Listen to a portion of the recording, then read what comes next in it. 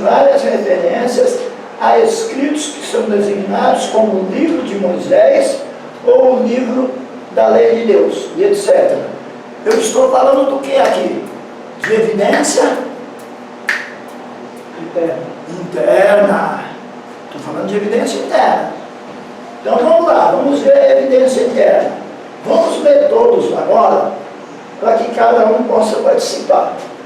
Meu irmão aqui, por favor, irmão Márcio. Eu tenho outro Márcio. Se eu não estiver confundindo, isso não é o mesmo. Eu tenho um Márcio na quinta, não é meu irmão não, né? Não. Eu tenho mais um Márcio, então. Irmão Márcio, o senhor pode ler para nós Josué, capítulo 1, versículo 8? Posso. Aí, enquanto ele procura, alguém pode perguntar ao professor João, qual a melhor versão, a opinião do senhor? Na minha opinião, quanto mais antiga, melhor, tá bom? Eu gosto da Almeida Revista e Corrigida, Almeida Revista e Corrigida Fiel, tá bom? Não gosto muito das novas versões. Elas têm alguns problemas. Com claro, a gente conversa sobre os problemas. Eu particularmente não gosto, porque para mim elas destroem a estilística do texto. Aquela poesia bonita do texto, nas versões modernas, na minha opinião, elas desaparecem. Isso não quer dizer que você não possa ter ou ler uma versão moderna, é apenas na minha opinião, tá bom? Então vamos lá. Josué, capítulo 1, verso 8. Pode ler? Por favor. Não se aparte da tua boca o livro desta lei. Antes, medite nele dia e noite, para que tenhas cuidado de fazer conforme tudo quanto nele está escrito. Porque então farás prosperar o teu caminho e então prudentemente te conduzirás. O livro desta lei. Que lei? A lei de Moisés. Então é uma inferência. Não está escrito que foi Moisés que escreveu. Mas com pouco exercício mental, você chega à conclusão de que o texto está se referindo a Moisés. Outro, para que todos leiam. Outro ou outra. Josué 8:34.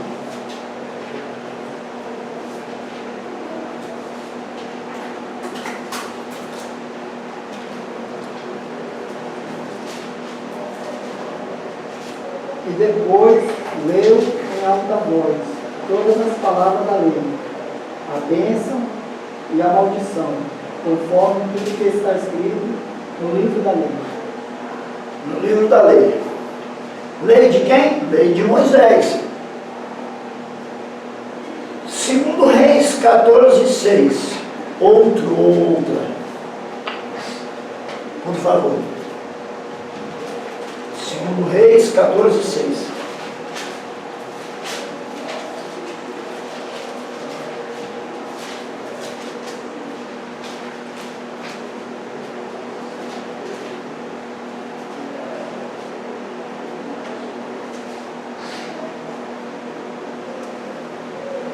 Porém, os filhos dos assassinos não matou, quando está escrito no livro da lei de Moisés.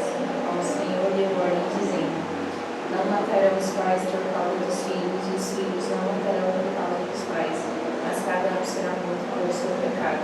Lei de quem está escrito aí, Monique? Lei de quem? Lei de Moisés. De Moisés.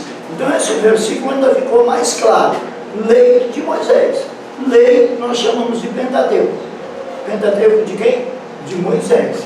Então se percebe que o Antigo Testamento aponta Moisés como escritor. Isso é evidência interna. Tudo bem?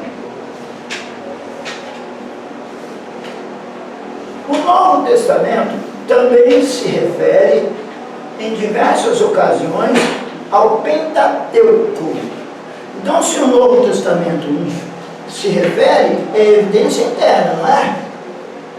Vamos conferir a evidência interna? Mateus 12, versículo 5.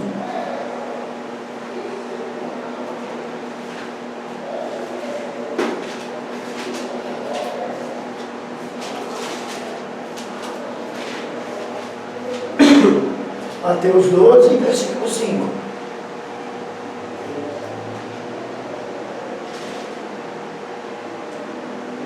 Mandou estás na lei que aos sábados os sacerdotes do templo violam o sábado e contudo sobre os culpados. Na lei, nós sabemos que é de Moisés. Então vai lá, Marcos 12, 26.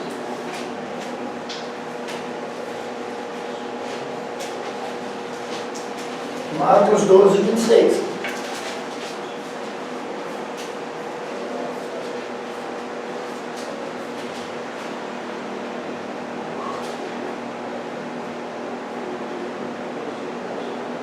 E acerca dos mortos que houver de ressuscitar, não tendes lido no livro de Moisés, como Deus lhe falou na sarça, dizendo: Eu sou o Deus de Abraão, o Deus de Isaac e o Deus de Jacó.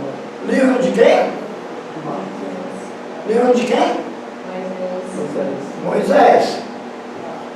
Os demais versículos, para a gente ganhar tempo, vocês lerão em casa, tá bom? Então vamos lá. O evangelista Lucas, que escreve o terceiro evangelho, Mateus, Marcos, Lucas, o evangelista Lucas escreve, gente, aí não está escrito evangelista Lucas, porque ele tinha um cargo lá na igreja dele, de evangelista, não é isso, tá? É evangelista no sentido de que ele escreveu um dos evangelhos. Por exemplo, eu sou evangelista, mas eu não escrevi evangelho nenhum. Então eu sou evangelista em outro sentido. Eu sou evangelista porque o meu cargo eclesiástico é de evangelista. Tudo bem? Não é o caso dele. Ele é evangelista porque ele escreveu um evangelho. São diferentes sentidos para a mesma palavra. Então olha lá. O evangelista Lucas escreve que Jesus ensinou as Escrituras começando por Moisés. Lucas 24, 27, por favor. Lucas dizendo que Jesus começou ensinando por Moisés, referindo-se a que Jesus começou pelo aquilo que nós chamamos de Pentateuco. Vamos lá?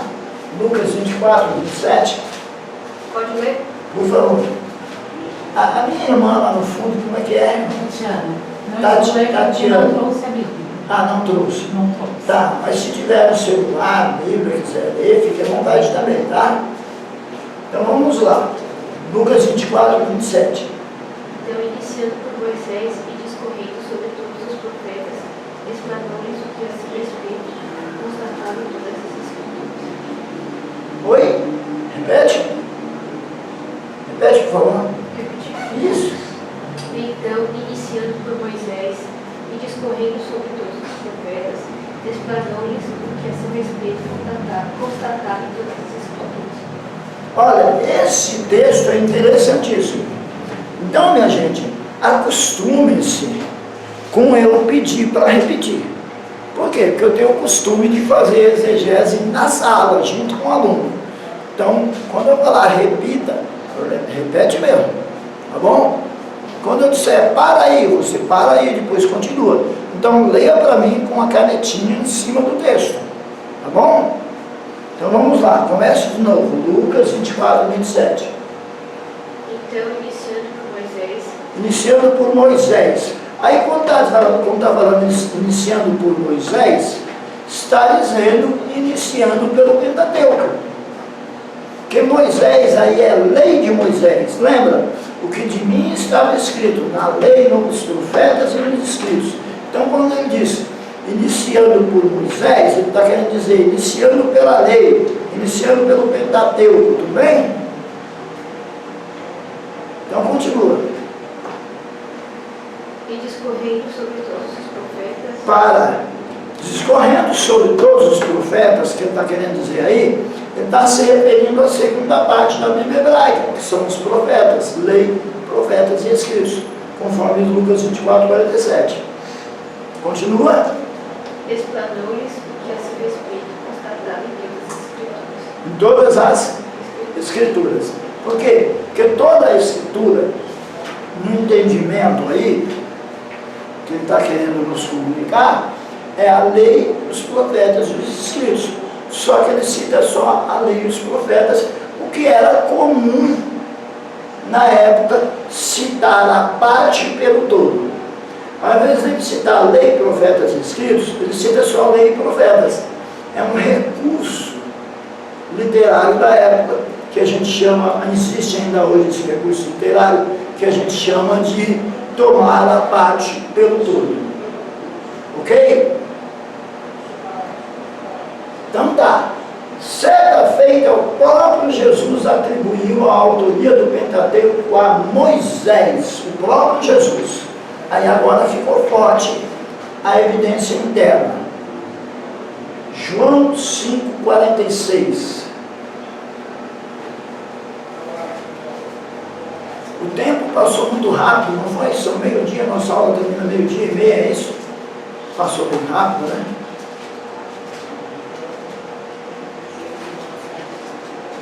Pode ler? Por gentileza. Porque se vós cresceis em Moisés, terieis em mim, porque de mim escreverei. Eu posso brigar com vocês? No primeiro dia de aula, eu sou um professor briguento. Eu vou pedir para vocês, brigar é brincadeira, tá bom? Não vou brigar não.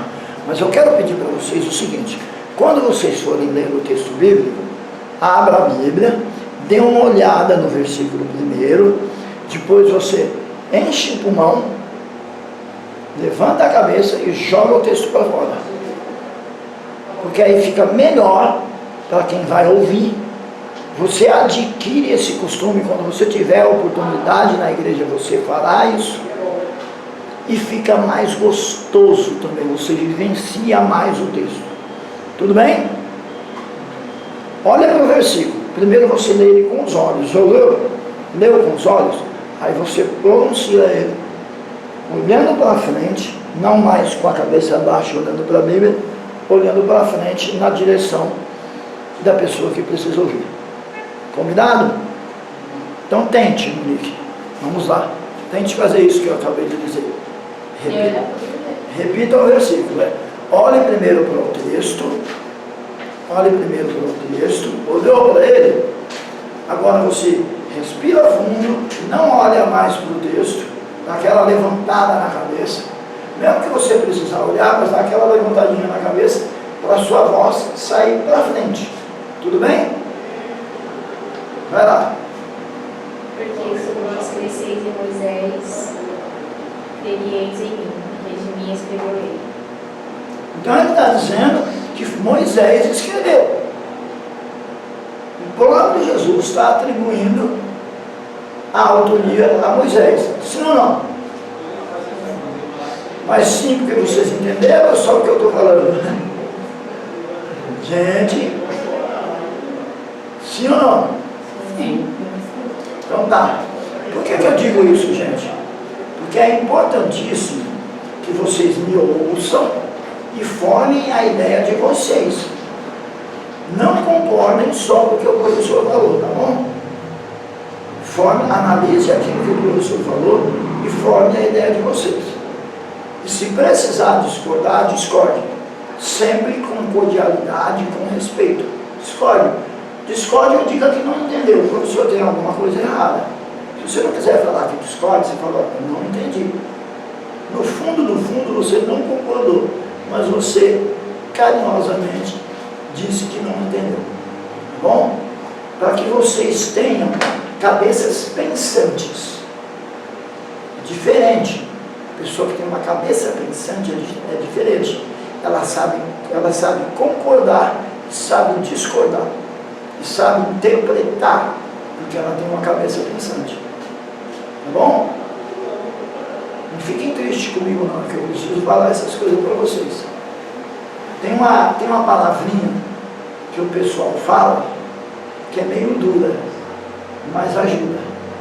Não sejamos boi de presépio. O boi de presépio, ele só faz assim, porque a maquininha do presépio só faz para cima e para baixo, ela não vira para os lados. Então não sejamos boi de presépio. Vamos aprender formar a nossa opinião, concordar, discordar, interpretar. Vamos botar esse negócio para frente. Tá bom?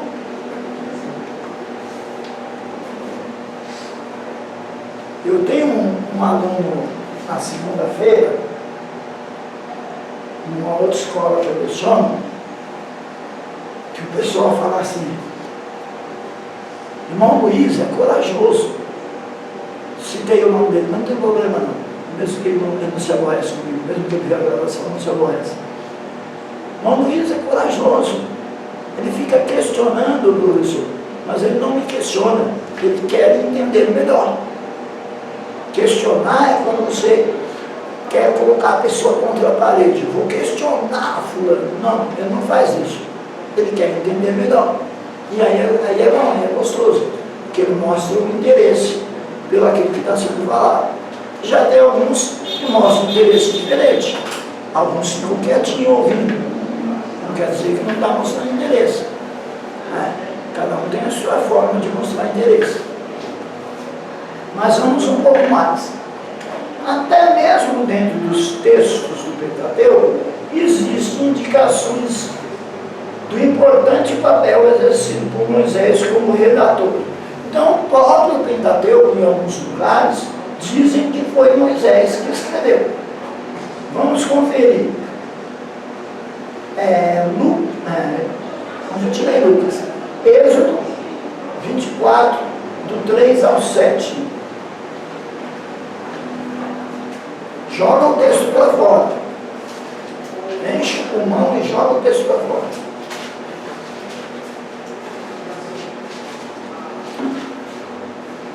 Lucas 24, do 3 ao 7.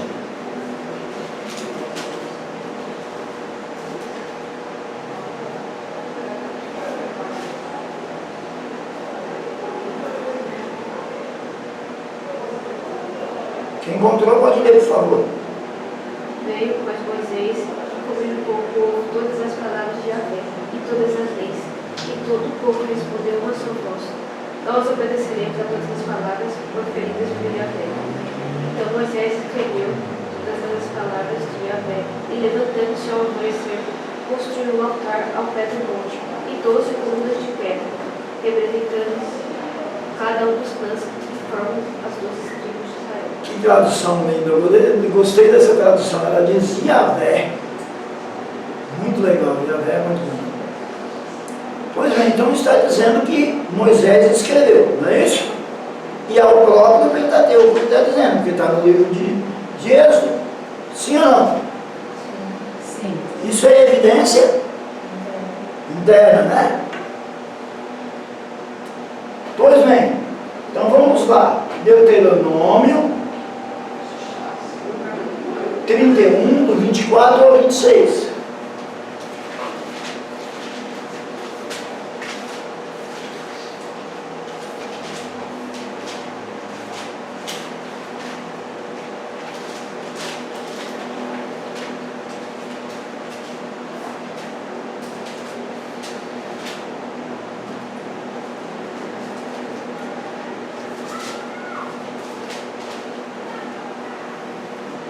Deuteronômio 31, do 24 ao 26, por favor. Pode ler? Deve, por favor. E aconteceu que, Não, senhor. O senhor é homem. Precisa, mais do que as meninas precisam jogar o texto para fora. Levanta essa voz. Vai lá. Vamos lá. e aconteceu que, acabando Moisés de escrever as palavras desta lei no livro, até de todas acabar, deu ordem a Moisés, aos levitas, que levavam a arca do concerto do Senhor, dizendo: tomai este livro da lei e pôs-o ao lado da arca do concerto do Senhor, vosso Deus, para que ali esteja por testemunha contra ti. Vocês viram como melhorou? Ele ia ler baixinho. Eu falei, não, senhor, joga esse texto para fora. Deu até para a gente entender melhor. Ficou bem claro aí em Deuteronômio, nessa leitura bonita que ele fez, Deuteronômio 31, do 24 ao 26, ficou bem claro que o próprio texto está dizendo que foi Moisés que escreveu? Sim ou não? Ficou claro ou não? Sim. Sim. E isso é evidência o quê? Interna, né? Então tá. Então vamos lá. Assim, deste jeito, com base nisto que acabamos de estudar, as tradições judaica e cristã, ou seja, a tradição rabínica e a tradição patrística, não é isso? As tradições judaica e cristã aceitam e defendem a autoria mosaica do Pentateuco.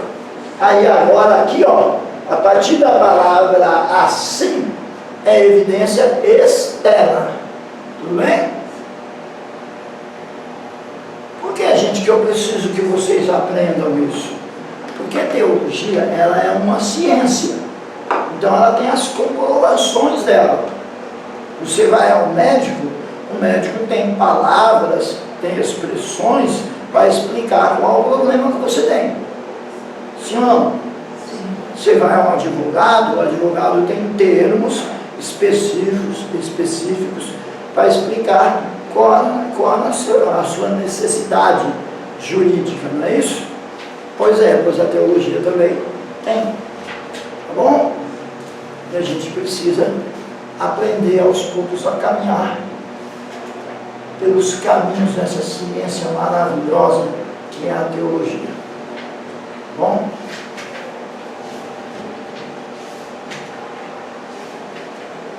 A mensagem do Pentateuco. O Pentateuco é uma mistura de história e lei. Ele é uma estrutura unificada. Quando você vai ler o Pentateuco, você percebe que está narrando uma história. Em alguns momentos, você percebe que está citando leis que o próprio Deus deu a Moisés. Tudo bem? Então o Pentateuco ele é uma mistura de história e lei. Mas essa mistura ela é unificada no livro. Tá bom?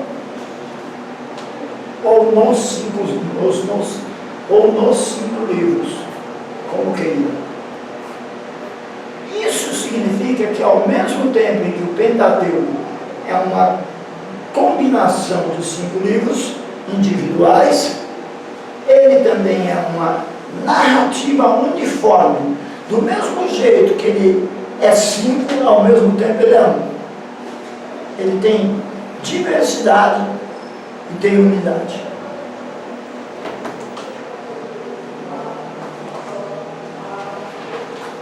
Isso significa que ao mesmo tempo em que o Pentateuco é uma combinação de 5 livros individuais, ele também é uma narrativa uniforme e continua a interligação entre os 5 livros do Pentateuco. E ela é perfeita. A interligação é perfeita.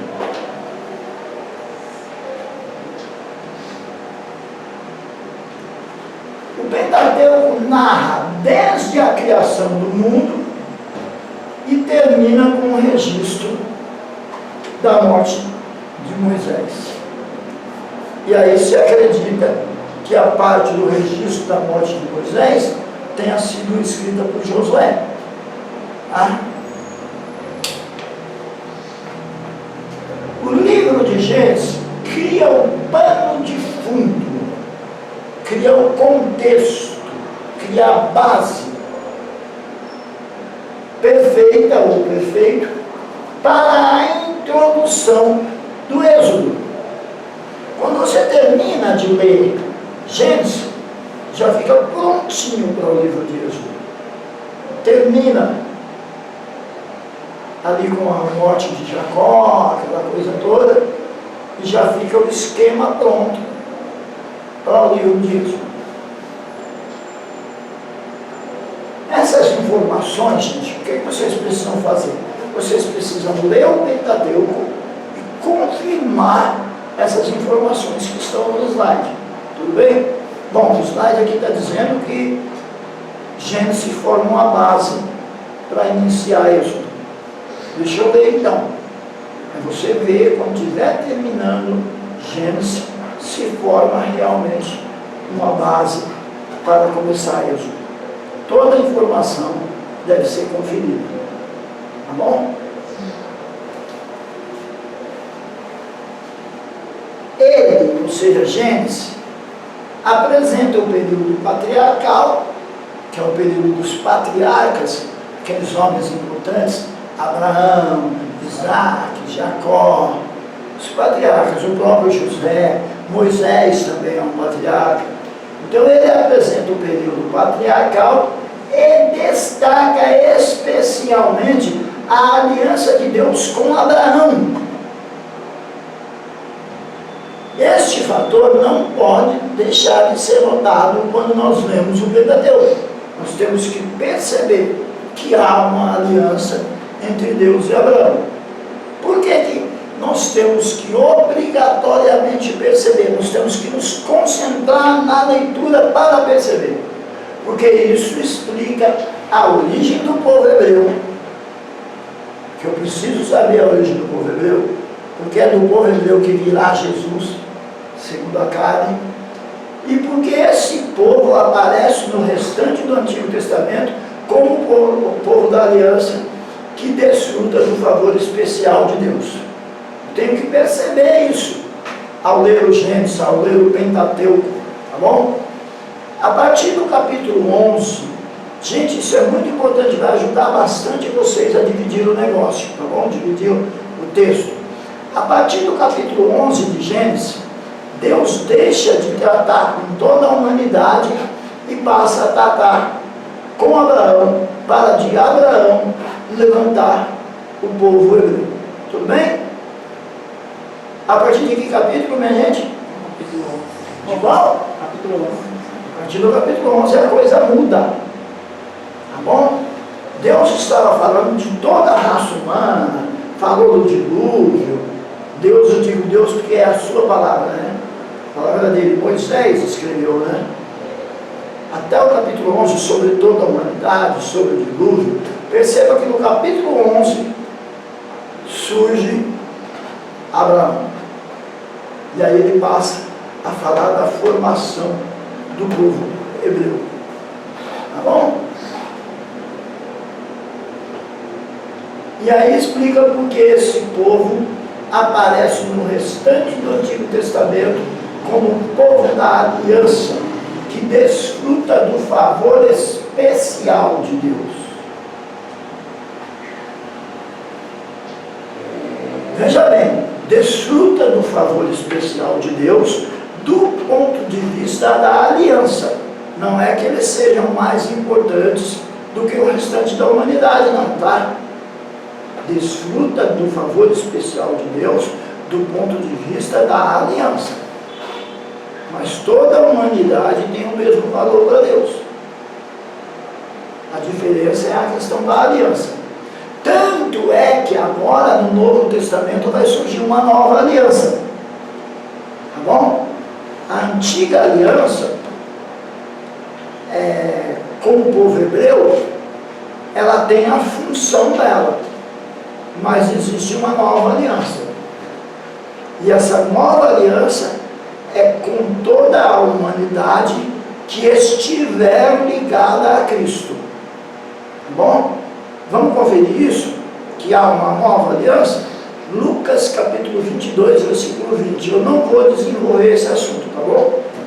Estou só introduzindo para que fique claro que o povo hebreu é um povo especial para Deus do ponto de vista da aliança. Não é mais importante que o restante da humanidade, não. Lucas 22, 20. Vocês ainda estão aí, vocês não foram embora não, né? Ainda falta 15 minutos. Por favor, não vão embora antes da aula terminar. E embora que eu falo é quando o aluno, a cabeça do aluno já saiu, está só o corpo na cadeira. Segura aí um pouquinho mais. Vamos lá. Lucas 22, 20. Quem encontrou pode ler. Leia aí, irmão Márcio, por favor. Semelhantemente, tomou o cálice depois da ceia, dizendo: Este cálice é o Novo Testamento no meu sangue, que é derramado por vós.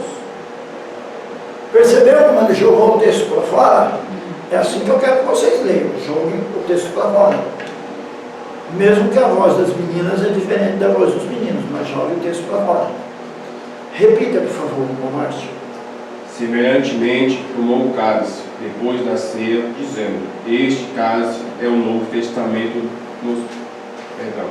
Semelhantemente, tomou o cálice depois da ceia, dizendo: Este cálice é o Novo Testamento no meu sangue, que é derramado por vós. Olha aí, é o Novo Testamento no meu sangue. A palavra testamento aí, ela corresponde à palavra aliança, tá bom? É que por alguns motivos, que nós não vamos entrar no mérito agora, foi traduzido o testamento. Mas ela tem também sentido de aliança, tá bom? Qualquer hora a gente conversa um pouco mais sobre isso.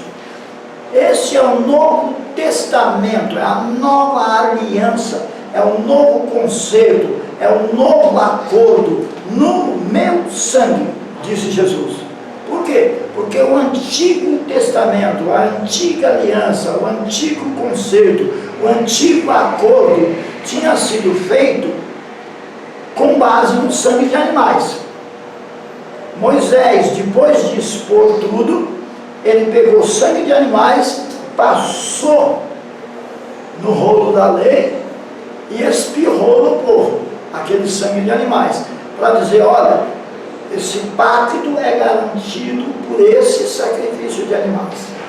Jesus não. Jesus pegou o cálice, que simbolizava o sangue dele, e disse: olha, agora o negócio melhorou, agora o negócio não é mais no sangue de animais, não, agora é no meu sangue. E agora não é só mais com o povo judeu, agora é com todos quantos crerem em mim. Tudo bem? O senhor Márcio, que quer ser pregador? Tenha vontade. O Márcio também, mas quem me disse que quer ser pregador foi o Gilberto. Desculpa a confusão. Mas os dois, vamos lá. Vocês dois que querem ser pregadores, este é um excelente tema para a pregação, tá bom? Lucas 22, 20. E se quiser, é só conversar comigo no privado que eu ensino a fazer o esboço. Professor João, mas eu que vou pregar, o senhor vai ensinar a fazer o esboço? Ensino, porque existe uma matéria chamada homilética.